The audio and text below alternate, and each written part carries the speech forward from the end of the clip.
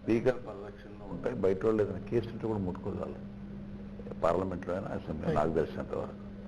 అదే రకంగా విమానయాన సంస్థలకు కూడా దాని ఒక పరిధి ఉంటుంది. ఆ పరిధిలో వాళ్ళకు కొన్ని రక్షణ కల్పించబడ్డాయి. ఎందుకంటే చాలా సెన్సిటివ్ సెక్యూరిటీ కాబట్టి వాళ్ళకి ఆ రక్షణ కల్పించబడ్డాయి.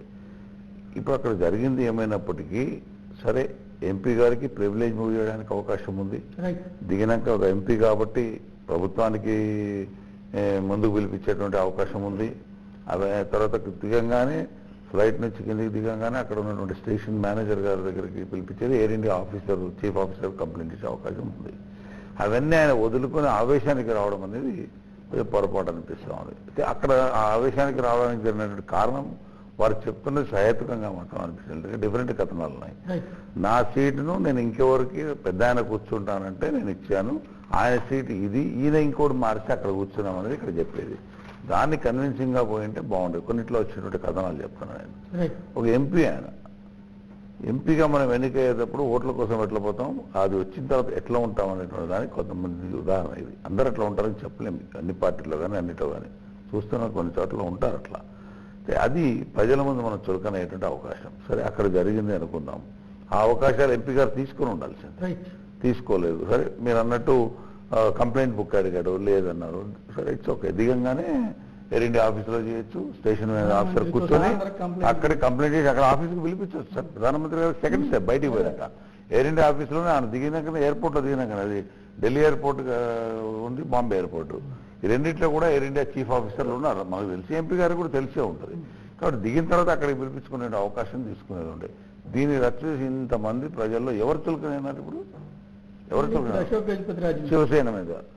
దానికి బేస్గా మళ్ళీ ఏమైందంటే ఆ ప్రవర్తన కరెక్టా కాదా అనే దానికంటే దానికి మళ్ళీ ఊతం ఇచ్చేటువంటి విధంగా సౌమ్యుడు అనేటువంటి అశోక్ గజపతిరావు గారు ఏ గొడవలకు పోరు, ఆయన యొక్క మాట తీరు కూడా స్మూత్గానే ఉంటుంది.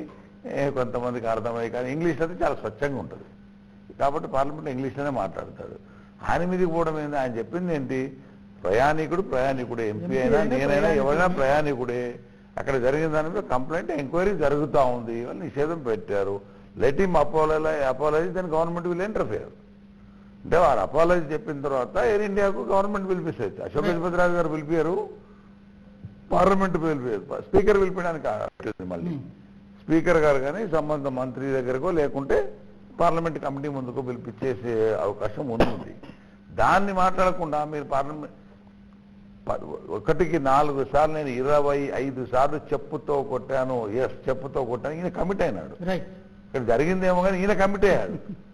అవతలోడు కమిట్ కాలా, అందుకని అవతలోడు తప్పు కనపడలేదు జనానికి. నేను చెప్పుతో కొట్టాను, నేనే కొట్టాను, నేనే.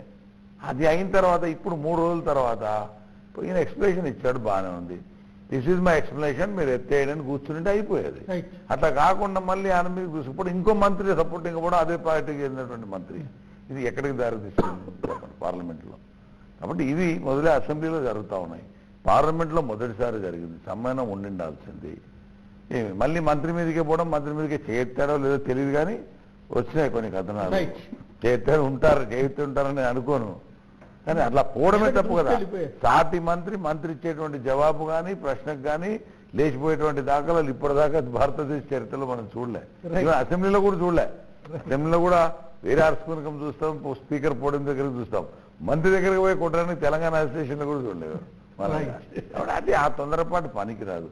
అయితే ఒక విధంగా శివసేనకు ఆ దూకుడు అనేది ఉంటుంది, ఆ దూకుడే వాళ్ళ అస్త్రం. శివసేనకు ఆ దూకుడే అస్త్రం అనేది వాళ్ళు వాస్తవం. అది జగమరిన సత్యం. కానీ ఆ దూకుడు పార్లమెంట్లో అశోక్ గజపతిరాజు గారు లాంటి వాళ్ళు ప్రయోగించి ఇంకా చులకనైన మాట కూడా వాస్తవం. ఇక్కడ శివసేన ప్రజలకి చెప్పాల్సినదే, ఇట్లా దూకినే 15 సంవత్సరాలు అధికారానికి దూరంగా ఉన్నారు. చివరికి ఈసారి కూడా మిమ్మల్ని మీ జూనియర్ భాగస్వామి పక్షంగా వస్తే ఏకంగా అధికార పార్టీ కూర్చుంటే మీరు దాని జూనియర్ అయిపోయారు, అయినా మీ బుద్ధి మారలేదు. మళ్ళీ మహారాష్ట్ర ముంబైలో కూడా అదే పరిస్థితి మీ చివరికి మాకు అధికారం అవసరం దౌర్జన్యాలే చేస్తాం, మంచి భావం, అరాచకమే చేస్తాం. ప్రజల భావాలే మాకు ముఖ్యం, మాకు అధికారం అవసరం లేదు. ప్రజలు ప్రజల భావాలను కొట్టమని కొట్టమన్నారా కొట్టమంటున్నారా కావాలంటే? తప్పది. ఒక ఆఫీసర్ కూడా ఒక ఎంపీ అన్ని చూడకుండా కూడా అట్లా ఆయన కొట్టలేదే, ఆ బిహేవియర్ పోయింది కదా, ఆఫీసరు కొన్ని దురుసుగా ఆ ప్రవర్తించాడు. బిహేవియర్ ఏందో బయటికి రాకుండా పోయింది కదా ఈ ప్రవర్తన వల్ల. అతను ఆ తర్వాత పార్లమెంట్ లో ఇవాళ అశోక్ గజపతిరాజు లాంటి వారి మీద చేసినటువంటి దాడి ప్రయత్నం అనేది దాని ఏదో వస్తుంది. మనకు ఉన్నటువంటి సమాచారం ప్రకారం మీదకి వెళ్ళడం అవన్నీ చూస్తే ఒక మంత్రి కూడా దాన్ని ఖండించేసే మొదలు తప్పు దాడి జరగలేదని దాడి జరగలేదు. అయితే మంచిదే, అటువంటి ప్రవర్తన మంచిది కాదు పార్లమెంట్. ఎందుకంటే ప్రజలకి జవాబుదారీ ఉండాలనా లేదా? ప్రజలకంటే ప్రజల విధేయత ఉండాలా? ప్రజల మీద దౌర్జన్యం చేసే 100% ప్రజలకు జవాబుదారీ ఉండాలి, ప్రజలకు సేవ చేస్తూ జవాబుదారీ ఉండాలి. ఇప్పుడు ఏమైందంటే పార్లమెంట్ లో ఇంతమంది ముందే ఆ రకంగా జరిగితే ఆడ జరిగి ఉండొచ్చేమో అంటే అక్కడ జరిగింది డిఫరెంట్ అయిండొచ్చు సోదరుడు చెప్పినట్టు, కానీ ఇప్పుడు అది ఎస్టాబ్లిష్ కాకుండా ఇది రివర్స్ అయిపోయింది. రైట్. బాలరెడ్డి గారు, ఇలాంటి గందరగోళం చేసినటువంటి పార్టీని మీరు బయటికి పోనీయలేక ఉంచుకుని చివరికి నిషేధం కూడా ఎత్తేదిచ్చారు అంటే ఇది చేతకాని ప్రభుత్వం అట్లా. ఇప్పుడు ఎన్డీఏలో భాగస్వామి శివసేన, కానీ ఎన్డీఏలో ఉన్నటువంటి భాగస్వామి శివసేన అని తెలిసినప్పటికీ కూడా ఇప్పుడు దయాకర్ రావు గారు చెప్పింది శివసేన ఇప్పుడే చెప్పినాడు దయాకర్ రెడ్డి రెడ్డి అనకపోతే తెలంగాణలో మాత్రం మేము రెడ్డి అనేది చాలా తక్కువ.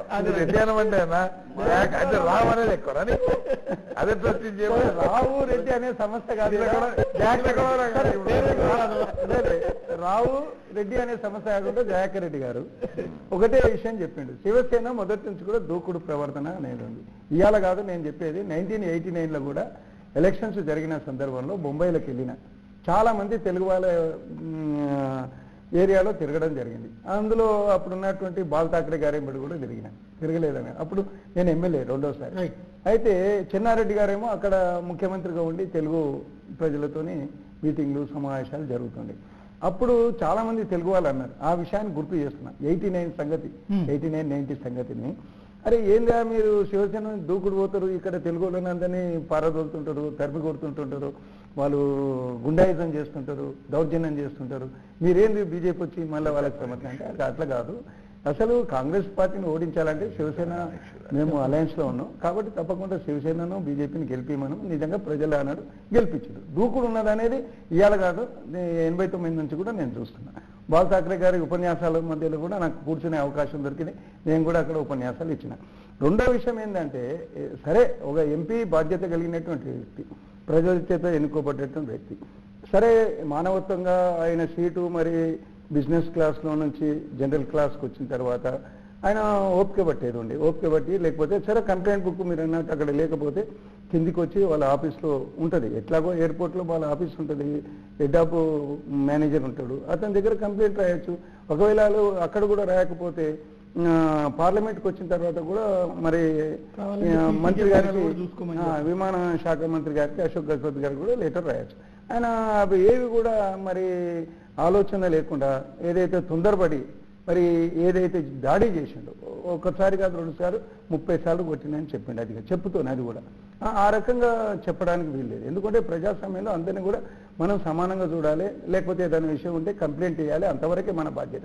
నీకు ఎంపీ ఉంటే ఎంపీ గౌరవం ఉన్నది, మంత్రి ఉంటే మంత్రికి గౌరవం ఉన్నది, ఎమ్మెల్యే ఉంటే ఎమ్మెల్యేకి గౌరవం ఉంది. కానీ తప్పకుండా నాకు అధికారం ఉంది, నేను చెప్పిందే వినాలని వాళ్ళని ఒత్తిడి తీసుకురావడం అనేది సహజంగా వాళ్ళు చేసినట్టు. బీజేపీ ప్రజలకు జవాబు చెప్పాల్సింది ఏంటంటే అట్లాంటి వినండి మీరు దయచేసి. అశోక్ గజపతి రాజు గారు తీసుకున్న నిర్ణయము అసలు ఆయన చేసింది తప్పని అయింది. ఏదైతే విమాన మేనేజ్మెంట్ ఉన్నదో అక్కడ ఉన్న ఎయిర్ ఇండియా మేనేజ్మెంట్, ఆ ఎయిర్ ఇండియా మేనేజ్మెంట్ వాళ్ళు మరి అతన్ని ఎక్కువనేది రద్దు చేసినారు. రద్దు చేసిన దాన్ని అప్పీల్ చేసుకోమనండి. మేము చెప్తాం, తప్పైందని ఒప్పుకుంటే మేము తప్పకుండా వాళ్ళకు మేము విజ్ఞప్తి చేస్తామో లేకపోతే విత్డ్రా చేసుకుంటామనే విషయం కూడా పార్లమెంట్ లో స్వయంగా మాట్లాడడం జరిగింది. అంటే కొట్టేసిన తర్వాత అట్లా లేదు, ఇక్కడ క్షమాపణ వినండి. పొద్దు నుంచి పొడి చేశాక కూడా అదే లేదు, అతను తప్పైందని క్షమించమని అతను రైటింగ్ లో ఇచ్చి లేకపోతే సభాముఖంగా చెప్పి పార్లమెంట్ సాక్షిగా చెప్పమని చెప్పడం అశోక్ గజపతిరాజు గారు చెప్పిన. ఆయన చాలా సౌమ్యుడు. నేను కూడా అసెంబ్లీలో ఆయన వెంబడి 15 సంవత్సరాలు ఉన్నా. Right. చాలా సౌమ్యుడు, మంత్రిగా ఉన్నా గర్వపడాడు, చాలా సామాన్యం లెక్కన. ఆయన రాజకుటుంబంలో పుట్టినా గర్వపడాడు, చాలా సామాన్యుడు ఆయన. మరి అటువంటి ఒక వ్యక్తి మీద శివసేన యొక్క మంత్రి సరే మరి అశోక్ గజపతిరాజు దగ్గరికి పోయి ఒక మంత్రి ఇంకో మంత్రి దగ్గరికి పోయి గేరావు చేయడం అనేది ఏదైతుందో అది నిజంగా దౌర్జన్యం. Right. వాళ్ళు చేసినటువంటిది చాలా తప్పు. అది పార్లమెంటు సాక్షిగా ఆ రకంగా చేయడానికి వీల్లేదు. అయినప్పటికీ కూడా భారతీయ జనతా పార్టీ అధికారంలో ఎన్డీఏ భాగస్వామ్యం అనే పద్ధతి కాదు. వాళ్ళ మీద చర్య కూడా ఎంక్వైరీ పెట్టమని కూడా అప్పుడున్న సందర్భంలో రాజ్నాథ్ సింగ్ గారు వచ్చి మరి అశోక్ గజపతిరాజు గారికి నచ్చజెప్పి మొత్తం మీద అక్కడ చివరికి ఇప్పుడు ఉన్న నిషేధం ఎత్తేపించారు. అంటే సమర్థించిన సమస్యను అంతవరకు కూర్చున్నారు. ఇవాళ నిషేధం ఎత్తేసి అంటే ఆలోచించి